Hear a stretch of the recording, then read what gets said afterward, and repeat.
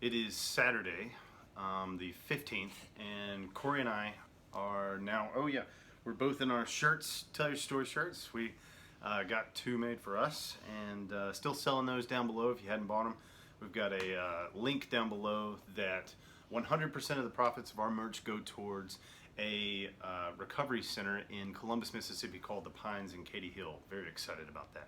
Anyway, Corey pulled up these 7 rules of life that I think are super prudent for folks that are in addiction. We thought we'd talk about that today. So, what you got? All right, rule number 1, make peace with your past so it does not affect the present. What do you think about that? I think that's really important. You know, one of the things that our program has taught us is, you know, we don't carry resentments. Those resentments keep us sick. You know, if we're constantly living in the past, we have no future. So, you know, don't carry that stuff around with you. Part of the 12-step program says that you take an inner, what do they call it?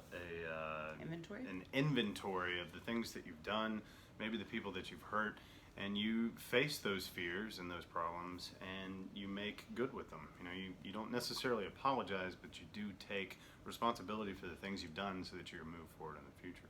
What's the second one? So rule number 2, what others think of you is none of your business. This is my absolute favorite. You know, I cared for so long what other people thought, and if someone had a negative opinion of me, I was like, oh gosh, what did I do? Like, how do I fix this person's opinion of me?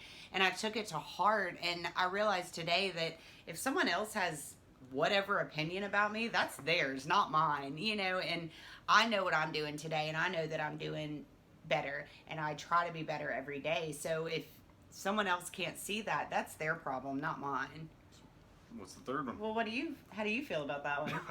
What other people think of me? Yeah. I think I get lost in social media a lot, and you know, my appearance is something that I worry about all the time. And I'm a negative Nancy when it comes to things a lot. So because I do worry, and I do worry that sometimes this guy is not what other people need him to be, when I need to know that that's sort of a facade, you know. The real person, the real Nathan is behind these doors with you all the time. And he's fantastic. Oh, well, thank you. But our world is a lot smaller than the world that's out there. And I need to stop worrying about the people that, you know, think about me. Go ahead. All right, rule number 3, time heals almost everything. Give it time. Well, and it does. You know, you have a past, but you also have a future. And so to get rid of all these just building negative thoughts that are in your mind, you've got to let a lot of things go. Mm-hmm. Time is moving forward. Your time here is to move this direction. It's not to go backwards. And you know, when you're an addict or in addiction, moving backwards can be destructive. Deadly. It can be deadly. That's a death threat, by the way. Drugs will do that. They will kill you. Yes. So stay away from your vices, and I guess adopt new hobbies and habits that, you know, can help you move forward as an individual and as a person. All right. Rule number 4, don't compare your life to others and don't judge them. You have no idea what their journey is all about. You know, I try to carry that with me. You know, the clinic that I work in, you know, I've said it before, we see psych patients, and there's times where these people are just, it's a handful, you know, it's a lot to deal with, but I have to step back out of myself and remember, like, I have no idea what this person is going through. Like, I have no idea what their life has been like, you know, anything like that. And, you know, I know when I have a bad day, I try not to lash out on others, but it happens, and I just hope that people will have that patience with me that says, you know, oh, maybe she had a bad day, maybe there's something going on that we don't know about, and can give me a little bit of grace with that. Yeah, we've made a video about comparing your lives to others. I'm going to put a link right up here somewhere in the video.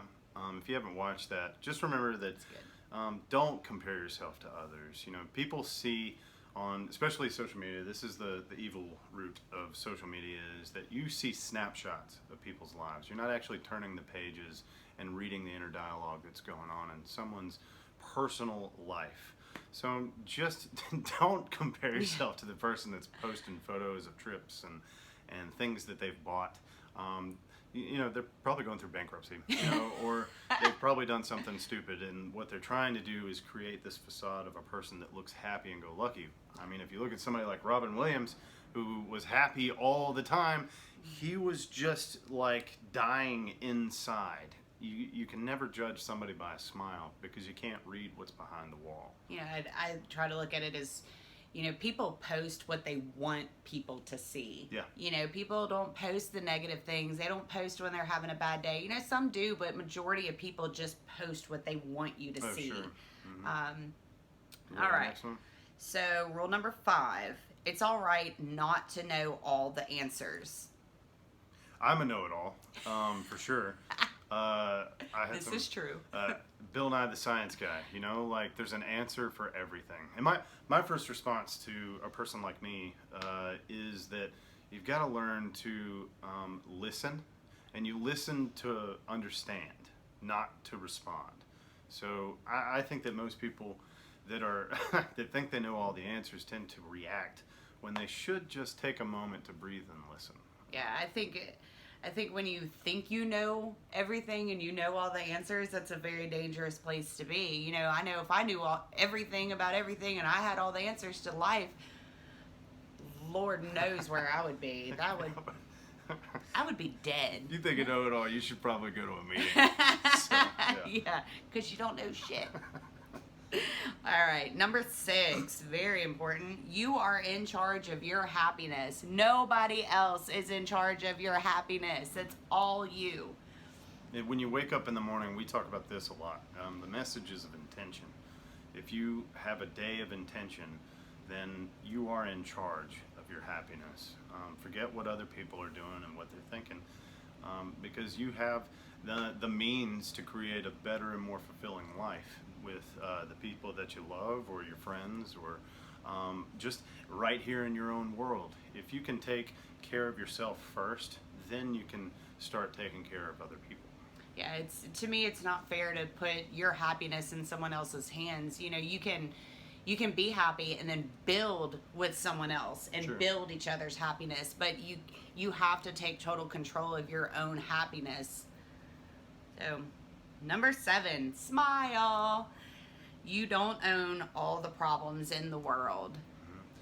The world is much bigger than you think it is, and it is much bigger than you. Everything that happens What? outside... It's not all about me? Not at all. The things that happen outside of your door, they just don't really require you.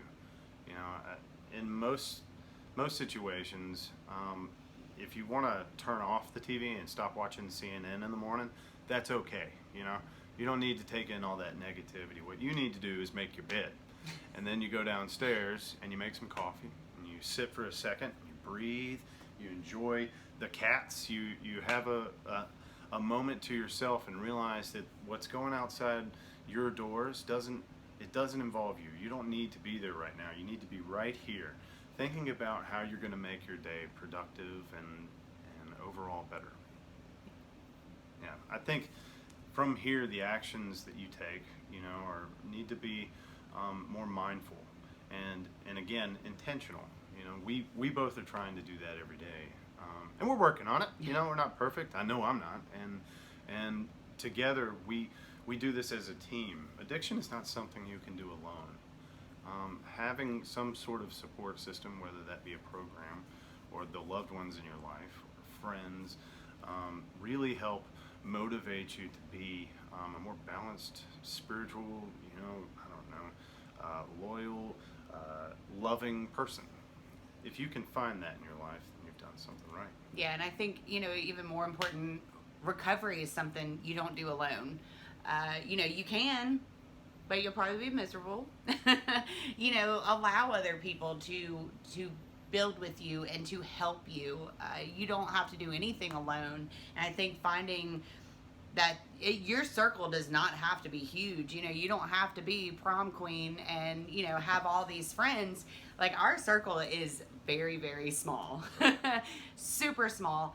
And, my very best friend lives hours and hours away. And, those few times that I can get just a little bit of a FaceTime and, talk about those things that just bring life to us is really important to me. In the future, it made total sense. In the future, we're going to post more videos together. We really partnered in this program, or this I don't know, this outlet of a channel to talk about life and addiction and its process of healing. So pay attention, keep watching, subscribe and like and all that jazz, and we'll see you in the next And buy a shirt. one. And buy a shirt. Yeah. We'll see you in the next one. Peace.